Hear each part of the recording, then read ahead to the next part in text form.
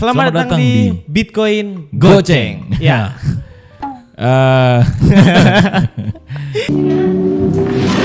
Ini buat kalian yang pertama kali datang di channel ini sudah lama ya kita ada sudah beberapa setahun video lalu yang kita bikin video yang berawal dari hanyalah sebuah channel pembelajaran dan lama-lama berkembang menjadi sebuah komunitas dan berkembang menjadi tempat belajar bersama. Pokoknya singkat cerita, apa yang kami terapkan di sini bukanlah nilai-nilai yang membuat Anda cepat kaya. Iya, betul gitu. Karena investasi adalah cara untuk membuat Anda menjadi kaya, tetapi bukan cepat kaya. Ya, nah, betul. itu dua hal yang berbeda ya. Iya, betul sekali. Dua hal yang sangat berbeda. Ya. Gitu. Nah, saya punya pertanyaan untuk di video ini. Apa tuh, Bang?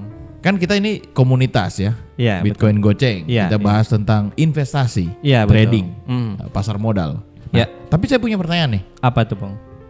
Kenapa penting untuk mempelajari dunia investasi atau perdagangan pasar modal? Oke, itu sangatlah penting, Bung. Tapi sebelum itu, orang mesti tahu dulu, yaitu semua apa yang orang pelajari ini adalah side skill.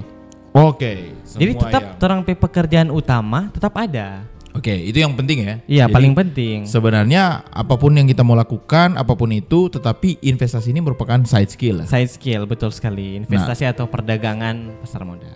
Karena kebanyakan orang berpikir bahwa berarti harus jadi full time bekerja di situ. Ada juga, tentunya ada beberapa yang jadi full time. Tapi nggak kalau misalnya mau belajar nih kan, nggak harus berpikir, oh ya udah pas belajar ini saya keluar aja dari kantor pekerjaan atau apa gitu, itu resign, tutup bisnis, jual semua harta. Nggak harus gitu, begitu. Iya. Oke. Nah, berarti penting dong untuk kita pelajari. Sangat penting, Bung. Tapi sebelum itu juga orang harus membedakan antara keduanya ini. Yaitu investasi atau perdagangan pasar modal. Oke, berarti yang pertama kita harus membedakan dulu. Iya, betul sekali. Apa itu investasi dan apa itu pasar modal? Betul sekali, Bung. Apa investasi dan pasar modal? Apa itu investasi dan apa itu perdagangan pasar modal. Itu. Nah, ini berarti boleh dikata yang pertama adalah banyak orang yang, karena kan kita harus membedakan dulu. Iya, berarti banyak orang yang tidak tahu bahwa itu dua hal yang berbeda. Iya, Bung. Karena sepengalaman pribadi pun sebagai kacamata orang awam dulu pas Rafa baru pertama kali tahu soal ini, Rafa tidak bisa membedakan antara keduanya. Contohnya misalnya gini, investasi kan yang Rafa tahu hanyalah cuma lihat chart kan dulu kan, masih awam banget tuh. Semua yang terlihat candle, chart. Oh, investasi itu. Keren-keren ya. Nah, sedangkan setelah sepertinya waktu Rafa tahu investasi itu hanyalah buy and hold aja. Oke. Iya. Tunggu dulu nih. Nah, karena bicara tentang buy and hold, berarti ada orang dong yang biasanya begini di prospek nih. Selamat siang Pak, kami menawarkan jasa investasi atau produk investasi, iya kan? Investasi emas, XAU USD, tahu-tahunya. Gitu. Jadi investasi itu bersifat buy and hold. Buy and hold aja. Berarti kita hanya taruh uang dan biarkan saja dia berkembang. Gitu. Untuk masa yang akan datang dong. Oke, itu investasi. Nah, contoh-contoh investasi itu seperti apa? Kalau misalnya contoh-contoh investasi yang sering kita lihat adalah misalnya kalau misalnya dalam kripto itu kan ada namanya spot Bitcoin misalnya. Jadi kita cuma membeli Bitcoin doang, kita lihat apakah Bitcoin ini akan bertambah nilainya atau enggak gitu kan. Oke, cuma memanfaatkan capital gain. Jadi dia cuma naik, misalnya kita beli contoh nih, kita beli di 100.000, pada saat 200.000 ya udah kita keuntungan kita di selisih itu ya. Iya, gitu. betul sekali. Oke. Dan investasi ini berarti bersifat kita taruh uang, ada juga yang berbentuk berbunga dong. Iya dong. Betul. Gitu, kita menaruh uang berbunga, misalnya kalau di kripto tuh ada staking. Nah, ada staking. Kita taruh, tinggal dibiarin aja. Deposito gitu. Ya. Ya, mirip dengan deposito. Iya, betul. Deposito. Nah, berarti tipe-tipenya ada tadi spot, misalnya spot kita mengandalkan capital gain, ada staking, ada juga apa lagi misalnya? Ada juga misalnya saham kan, ataupun yang paling tidak berisiko. Oke, kalau saham berarti kita buy and hold. Buy and hold doang. Buy and hold dapat capital gain, terus kita dapat dividen lagi. Dong tentunya. Jadi pembagian hasil, misalnya saya beli BCA nih, beli BCA, terus biarin aja nih. Nanti dengan kurun waktu tertentu BCA-nya naik, kita dapat keuntungan dari kenaikan harga capital gain-nya dia, terus dapat juga dividen pembagian hasil. Betul. Kan ada juga satu juga tuh yang Bung pernah ajarkan yang lalu, yaitu yang paling tidak beresiko ya, itu adalah RDPT. RDPT, reksadana pendapatan tetap. Itu surat utang negara ya. Jadi banyak sekali reksadana. Reksadana juga ini banyak orang yang begini. Kami menawarkan jasa investasi reksadana nih. Tinggal taruh uang aman gitu. Tahu-tahu reksadana isinya saham. Sama juga dengan dia beli saham. Gitu kan? Mending belajar saham aja. Gitu lah. Ini banyak orang tidak tahu membedakan. Tapi intinya kalau dia bersifat investasi, dia tinggal taruh uang, biarin saja. Contohnya yang paling tidak beresiko, bukan berarti tidak ada resiko ya. Tapi kan paling tidak ada. beresiko, bukan ada tidak beresiko, paling tidak beresiko. Yaitu RDPT. Reksadana resikonya kan cuma kalau misalnya negaranya hancur doang kan. Berarti kita membeli surat utang negara, dapat profit dari negara ya, ibaratnya kasih untung ke kita ya. Itu negara kasih bunga 4 orang ibaratnya ya. Terus resikonya adalah negara itu hancur. Tapi kan hampir-hampir tidak mungkin toh. Khususnya kita membeli negara Indonesia gitu ya. Surat utang negara Indonesia gitu. Masa kita mendoakan negara Indonesia hancur gitu ya? Iya dong. Jadi pertama kita membedakan dalam konteks investasi. Nah, kalau perdagangan?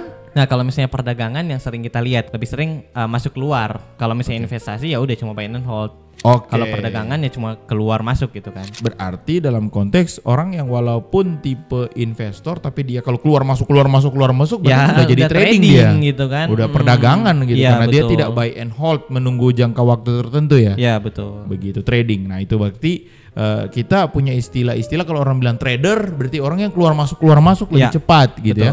Kalau misalnya perdagangan juga kan kita kalau ya ambil lagi contoh pengalaman Rafa ya, yang dimana melihat kok ada orang screenshot misalnya profit dia kok bisa ribuan %.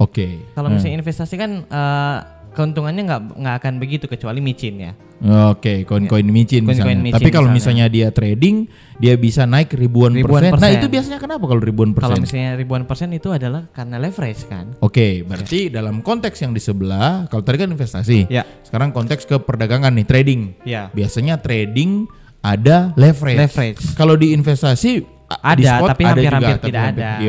Jarang ya. Jarang gitu. Dan leverage-nya kalaupun ada kecil pasti. Iya dong. Tapi kalau misalnya di versi perdagangan atau trading, leverage-nya pasti besar. Makanya bisa profit ribuan persen. Iya betul. Tapi bisa rugi juga. Bukan ribuan persen langsung habis uangnya. Langsung habis. Makanya seperti tadi di awal ada orang yang ditelepon misalnya, halo kami menawarkan investasi emas. Gak tahu yang dia investasikan lah XAU USD, emas berbentuk trading. Ada leverage lagi. Jadi kalau profit ya besar, tapi kalau loss langsung habis uangnya. Begitu. Nah, kalau misalnya berarti contoh-contoh kalau di trading itu apa? Kalau misalnya di trading contoh-contohnya misalnya Bitcoin juga kan ada tuh futures-nya. Itu kan futures.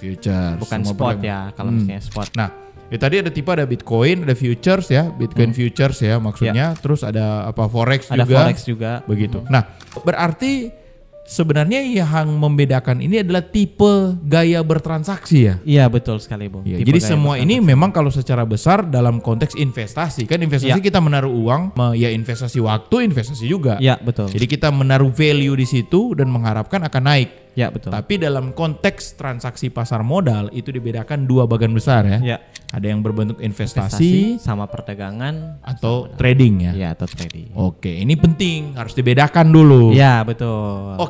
Nah, setelah kita bisa membedakan, ya kan, membedakan ini. Kan tadi pertanyaan kita adalah bukan membedakan ya. Pertanyaan kita adalah kenapa penting kita harus mempelajari investasi pasar modal dan juga perdagangan di pasar modal gitu. Iya, betul. Tapi sebelum kita tahu kenapa penting, kita harus tahu membedakan dulu. Nah, selain membedakan apa lagi? Ada juga nih, Bung. Kan kalau misalnya kita udah tahu nih, udah mempelajari kedua yang tadi, exchange atau broker yang terang gunakan ini diizinkan pemerintah dan terregulasi pemerintah atau enggak? Berarti yang kedua adalah kita harus melihat exchange atau broker atau penyedia jasa transaksi deh. Iya, betul. Itu apakah terdaftar pemerintah atau tidak? Iya. Terregulasi, punya izin atau tidak? Iya, betul. Emang ada sih orang bertransaksi dan tidak mementingkan akan aspek itu? Ada dong, pasti ada. Jadi pikirannya paling pertama adalah profit ya? Karena kan diiming-imingkan profit gitu kan. Apa sih resiko yang bisa mereka terima jika mereka mengabaikan aspek ini? Dari logika umum aja ya uangnya hilang, nggak guna, boncos ya. Iya, jadi misalnya saya nih beli Bitcoin misalnya, ternyata Bitcoinnya nggak ada gitu. Bitcoin palsu gitu ya, scam. Pada saat beli profit, mau tarik nggak bisa. Nggak gitu. bisa, menyangkut dia. Atau ada yang lebih parah nih, dia beli Bitcoin, misalnya dia pakai stop loss gitu ya. Iya. Ternyata harganya tidak sampai ke stop loss, tapi dia sengaja bikin stop loss karena dia bandar. Iya betul. Ya berarti kalau misalnya orang yang tidak mementingkan aspek apakah dia terdaftar regulasi pemerintah, itu sama dengan orang yang masuk judi online. Judi online, ya investasi Sama kan? bodong sama aja. Investasi bodong ya. Betul. Mereka. Nah, dalam konteks ini ya investasi bodong dan lainnya, apa pernah nggak ada kasus orang kan investasi nih, mereka taruh uang, ada nggak kasus orang titip dana gitu? Ada dong tentunya. Itu kalau kasus seperti itu misalnya kayak Kevin Aprilio kemarin. Oh artis Korban, itu ya. korban. Dia kena yang namanya robot trading. Wah, robot trading ini istilah paling banyak nih orang yang masuk ya. Jadi artinya robot ya. Robot. Kita taruh uang nanti robot yang kerjakan gitu ya. Sudah malas belajar. Sudah pas sistemnya malas belajar juga nggak masuk akal gitu ya. Iya, tapi sangat nggak masuk banyak akal. orang yang percaya. Banyak orang yang percaya. Apalagi yang banyak orang percaya? Ada satu Apa? lagi nih, Bu. Kalau di Manado deh, di daerah kita ya, Ya, di Sulawesi bukan cuma Utara. di Manado ya. Oh, bukan cuma di Bukan Manado. cuma ya? di Manado. Bukan cuma di Sulawesi Utara ya. Di mana lagi? Arisan dong. Arisan. Arisan. Oke.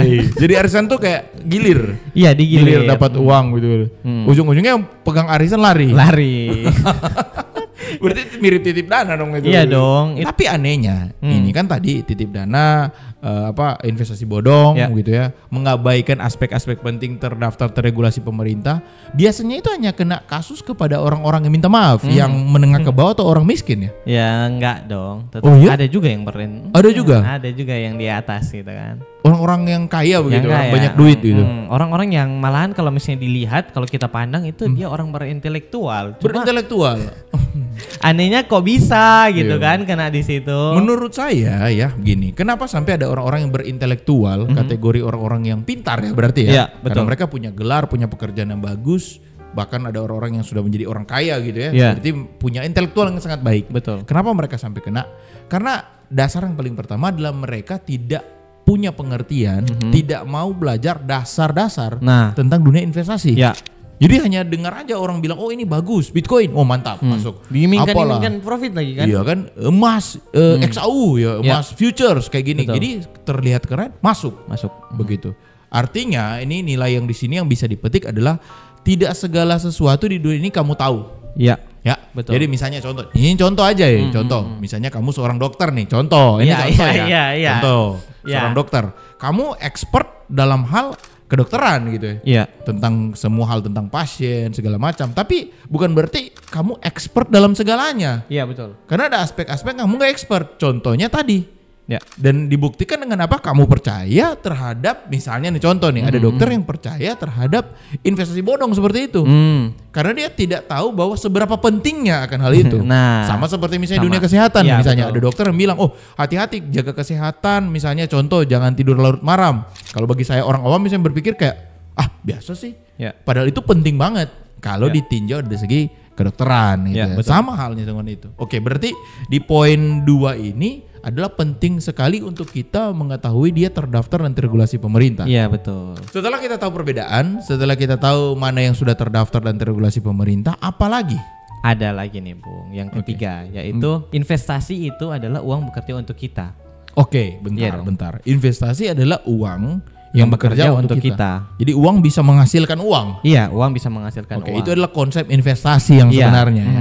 Ya, contoh nih, Iya. saya punya uang sekian gitu, beli BCA. Ya. Terus nanti biarkan BCA itu bisa menghasilkan profit, entahkah dia mendapatkan capital gain, harga BCA-nya naik, atau dia mendapatkan dividen, Iya, pembagian betul. hasil dari BCA. Jadi uang yang bekerja untuk kita. Iya. Begitu. Oke. Terus? Kalau misalnya untuk perdagangan pasar modal, kita yang bekerja untuk uang. Oke, sebentar. Berarti kalau yang pertama adalah investasi, kan tadi berarti mirip dengan poin 1 nih, Iya, perbedaan. mirip. Nah, kalau perbedaan yang pertama adalah investasi adalah kita taruh uang dan biarkan uang itu bekerja untuk kita. Tapi kalau trading ya atau perdagangan, Ya. kita tetap bekerja untuk Tetap uang. bekerja untuk uang. Nah, tadi bilang ada kata kita tidak punya pesaing, hanya diri kita sendiri. Iya. Artinya, kalau misalnya kita trading, kan kita bekerja untuk uang nih. Iya. Apa bedanya dengan kita bekerja di bisnis sekuler biasa atau kita bekerja di kantor? Ya seperti yang Rafa bilang tadi, udah nggak ada pesaing lagi kalau misalnya itu. Oke, kalau kita buka bisnis masih ada masih pesaing ada bisnis. kompetitornya gitu kan. Kalau kita kerja di kantor atau teman-teman Ada kantor, teman-teman misalnya, kantor yang bisa disikut gitu ya. Ya, ditenang-tenang gitu kan. Ngomongin apa segala macam ya. Iya, iya. Atau bos pecat gitu ya. Nah, Kena PHK gitu. Tetapi kalau misalnya kita trading atau kita bertransaksi sendiri, yang hanya bisa kita kontrol adalah diri kita sendiri. Oke. Betul. Nah, katakanlah tadi ya, kita sebagai orang yang bisa melakukan investasi, uang bekerja untuk kita dan kita bekerja untuk uang dalam konteks trading gitu ya. Tapi sebenarnya kembali ke pertanyaan utama. Apa tuh? Kenapa penting kita mempelajari atau wajib kita tahu tentang investasi atau perdagangan di dunia pasar modal? Kenapa penting? Karena misalnya tiba-tiba krisis melanda. Oke. Tiba-tiba kayak terjadi pandemi kayak 2020 gitu kan. Oh, terus tiba-tiba apalagi semua ini bisnis ditutup gitu ini ya. kan sekarang lagi viral-viralnya virus yang di China kan itu kan. Per video ini dibuat ada potensi virus juga gitu. Ada potensi Jadi karena virus. ada pandemi, terus ada potensi bisnis ditutup, pemutusan hubungan kerja, PHK dirumahkan gitu kan? ya, banyak hal semuanya. gitu. Ya kalau misalnya nggak menguasai dan nggak mempelajari ini, yang seperti yang Rafa bilang tadi, ini kan sebenarnya side skill ya. Oke. Kita belajar aja dulu sekarang walaupun kita sambil bekerja. Oke. Pada saat itu terjadi, pada saat kita di PHK, kita sudah kan siap udah siap.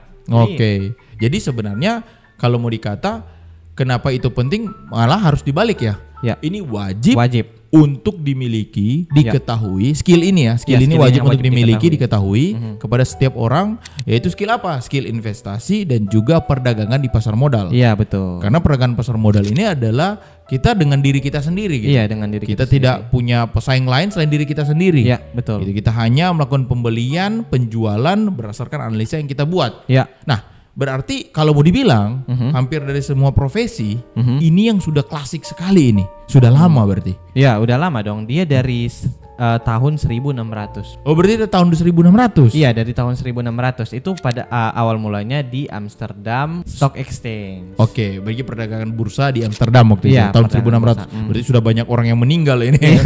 Lama sekali. Iya. Berarti salah satu profesi yang tua. Ya betul. Nah kalau mau dibilang sekarang kan banyak orang yang berpikir begini, oh belajar ini karena FOMO, karena sekarang lagi keren.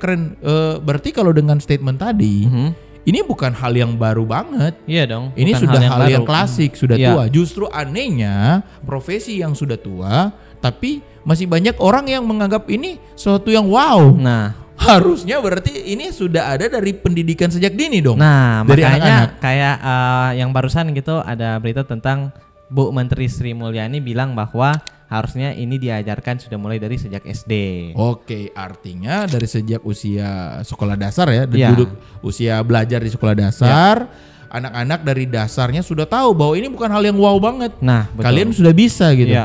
Ya kalau ini untuk anak-anak yang pintar ya, karena pasti ada orang pro kontra nih. Oh, masih ada loh anak SMP, SMA yang masih nggak bisa baca. Ya kita tidak bahas sesuatu yang tidak mampu gitu ya. Dong. Kan kita melihat ke depan bukan mundur ke belakang. Betul. Gitu. Masa harus kita nggak bisa karena ada orang nggak bisa. Ya, seperti itu. Oke, saya rasa seperti itu.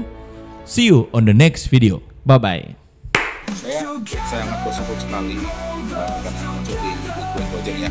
Artinya bukan karena murahnya dong ya, tapi niat abang dan teman-teman yang selama ini ditonton di Bitcoin Coaching itu agak beda gitu dibanding yang lain. Kan kebanyakan fokusnya ke trading. Dari Bitcoin Coaching itu benar-benar mengajarkan kita tuh mulai dari nol. Di tiap trade saya ambil 1 2 di area di 3 dan 4 di area ini. happy bener karena saya disambut dengan baik di sini. Ya tiba-tiba kebanting ke 40.000 kan.